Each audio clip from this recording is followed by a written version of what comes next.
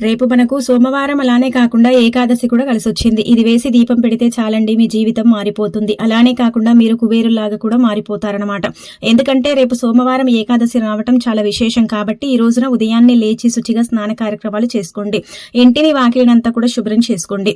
అలాగే కాకుండా ఈ రోజున ఏంటంటే గనక స్నానం చేసిన తర్వాత ఉతికిన వస్త్రాలు ధరించి ఇంట్లో ఏంటంటే విష్ణు రూపంగా మనం వెంకటేశ్వర స్వామిని పూజిస్తాం కాబట్టి వెంకటేశ్వర స్వామి పటం ముందు చక్కగా తులసిమాలతో పాటు పసుపు రంగులో ఉండే పుష్పాలు లేదంటే మీకు అందుబాటులో ఉండే పుష్పాలతో అలంకరణ చేసుకుని పిండి దీపారాధన చెయ్యండి.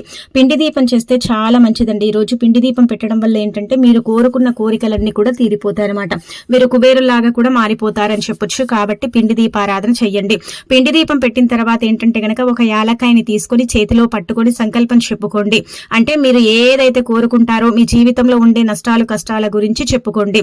అలా చెప్పుకున్న తర్వాత ఏంటంటే గనక ఆ యాలక్కాయని పిండి దీపంలో వేయండి. అలా వేసేసి చక్కగా స్వామివారి పటం ముందు ఏంటంటే గనక దీపారాధన చెయ్యండి. చిన్న బెల్లం ముక్కను నైవేద్యంగా పెట్టొచ్చు. అలానే కాకుండా పాలతో చేసిన పాయసం కూడా నైవేద్యంగా పెట్టుకోవచ్చు.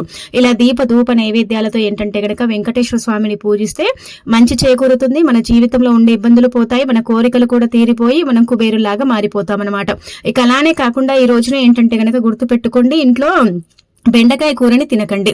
బెండకాయ కూర ఏంటంటే గనక తినటం వల్ల ఇబ్బందులు చేకూరుతాయి. అలానే కాకుండా పొట్లకాయని కూడా మనం తినకూడదనమాట.